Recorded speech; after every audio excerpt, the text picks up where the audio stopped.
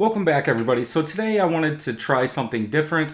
I've been making beers, I've been making hard ciders, I've been making meads, and well, I'm trying to grow, learn new stuff all the time. So the Kombucha Shop had I believe it was a lightning deal on Amazon, and I went ahead and picked up the kit. It was a little over 30 bucks. So I decided let's go ahead and try it and see what we get. So in this kit, you get your jar, you get the sugar, you get the cover for the jar, you get your tea, you get your scoby, and that's like the yeast. You get some pH strips and you get a bag. You also get a card. I don't know how well this is going to show up. I'm looking at the camera. And you get a little post brewing guide. So it really comes with everything, tells you step by step here on the card what to do, and technically for this one there's 14 steps. So when I start this out, I do like to start out with a kit. So on the kit itself, or on the instructions page, it says you want to boil 4 cups of water. And that says once it's done boiling, then you'll shut it off. So here you can see putting 4 cups on the stove. One thing that I would say with this is I'd probably do it in a smaller pot next time. I didn't want to take a long time finding a pot. I did look, but I couldn't find one. So I went ahead and just used the big one.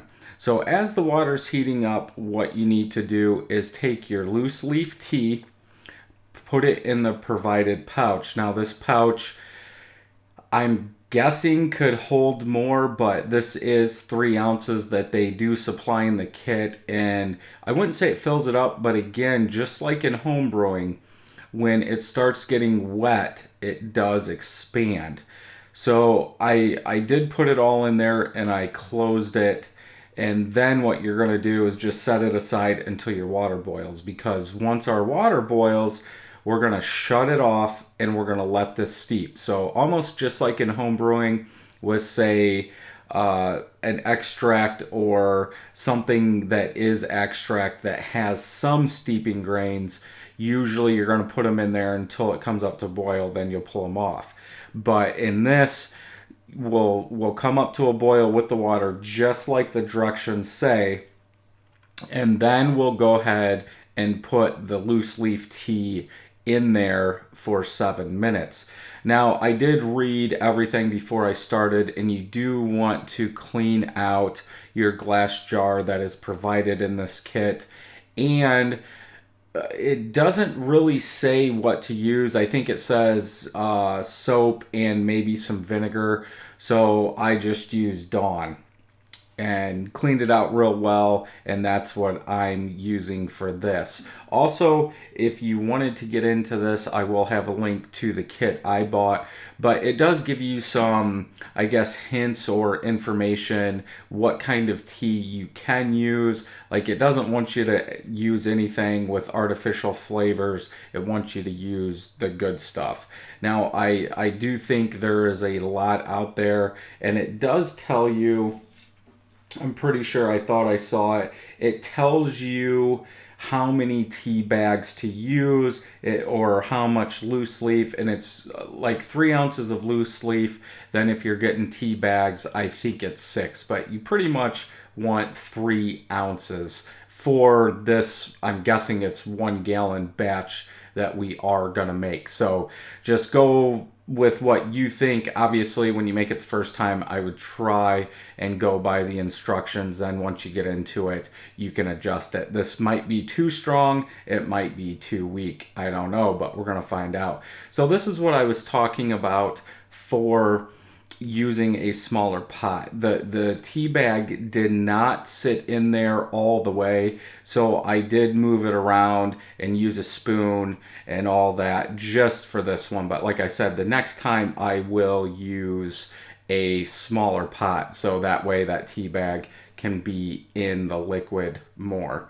So after the 7 minutes is up, I did let it loosely drain Then I put it in a bowl just to see if there was any other liquid that would come out. Like with a brew in the bag, you could set it off to the side. Then once you're almost at boil, you can dump anything, the rest of the liquid in there. So as you can see, it has turned colors a lot, but it is a tea. You're gonna, get all that goodness out of those tea leaves. So after you're done, we do shut off the water, and then they supply I think it's a cup of organic sugar.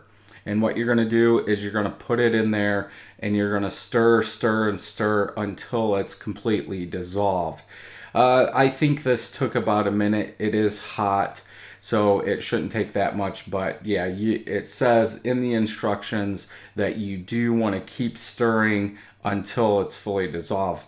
And just like in home brewing, if you're doing an extract batch, you don't want to leave the burner on when you're pouring an extract in, because if it hits the bottom, it does have a chance of scorching it. So almost the same thing here, and that's why we want to keep stirring. That bottom of that pan is very hot still, so we want to make sure that it's not just sitting on the bottom crystallizing and gonna be like a burnt caramel kind of taste. So as you just saw there, I did pick up the bag and there was nothing in there.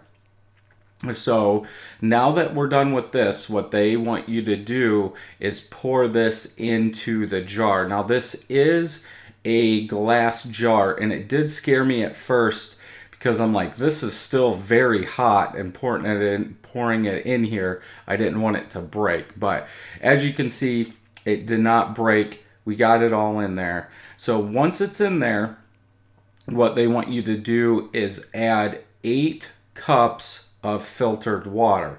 Now you could probably use tap water if you want, but I did go ahead and use my filtered water out of the fridge. It has a filter on it, good enough. And what this is obviously going to help do is cool down your liquid. Because we were boiling, but we did shut it off and we stirred, it is going to bring it down, but you can still see some steam coming up from that. So adding the cold water into this is going to bring that temperature down a lot faster than, say, home brewing. The only weird thing, it is weird to kind of do this, because even in brewing, what you would do if you were making a yeast starter or something like that is you would boil the water for 15 minutes to kill all the bad stuff, and then cool it down and then put it in. Where a lot of this, it really doesn't say, make sure everything's clean, make sure this is clean. It does go over some of the stuff about cleaning, like I said before, using a soap and some vinegar, but really nothing else, like the sack or little piece of material that they give you to put over the top of this that we'll see here in a minute. That's never been sanitized, so that's kind of weird. So if you're coming from home brewing or cider making or wine making, it's a little bit different, but I guess that's the good part. That's the thing that I want to see. I want to learn different stuff, how people make like kombucha different ways. So once you have all your liquid in your container, if you are buying this kit, obviously you're not going to be able to make more than a gallon of it because it won't fit in there. Then the next step is going to be to put the actual thermometer on the side of the container. Now this is the same one like brewing, so if you have more laying around, you know how to put these on. I'm pretty sure most people that watch these know how to put a thermometer on the side of it. And it does say that in your brewing instructions. I think it was, yeah, it's actually, you guys won't be able to see that. I'll see if I can get it up close. Let me see here. There you go. So, and you can see that it wants a temperature of 68 to 86. So it does want it kind of warm. Again, this is my first time doing this, so I can't say that I'm a pro and what temperature you should have this at versus what temperature you shouldn't. But okay, so here's where I'm putting the actual temperature gauge on the side of it. But by now, and I believe, I don't know if I show it here or not, but I want to say it was in the high 70s. Most of that water, the 8 cups of water, came out of the fridge. Most of it's going to be cold. I would say 4 gallons is probably real cold. Then the other four are, let's say, cold. Obviously, it's a line, so not everything's in the back of the refrigerator cooling down. So now that we got this stuff done, what we're going to do is we're going to put our scoby in there. And I wasn't sure how to really cut this open. It looked kind of full, and like the top part of it was like double glued or something. So I did try and get that off, and that wasn't working. You can't see it, but I was trying to cut along that line, and because it was doubled, the scissors like didn't want to cut it at all. So I'm not exactly sure if I cut it open right, and as we'll see here in a second, I didn't. It wouldn't. That scoby all wouldn't fall out. So I did have to cut it again. Yeah, you can see it kind of like hanging there. So and it ripped or whatever you want to call it. So I did have to open it. So I would say if you do get this, make sure you open the whole thing before you start pouring it in. I was thinking it would be more fleshy like and it would be able to slide through there, but that scoby didn't. I don't know if all the scobies are like this, but that's how mine was.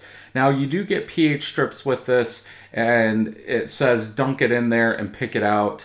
Obviously, I let it sit in there a minute, it was less than a minute. But when I read the back and it said pull it out now or just drop it in there. So if you're going to do this, put it in there, pull it right back out. And I do show the color of it. It's pretty cool that it does come with test strips for this. I will show it.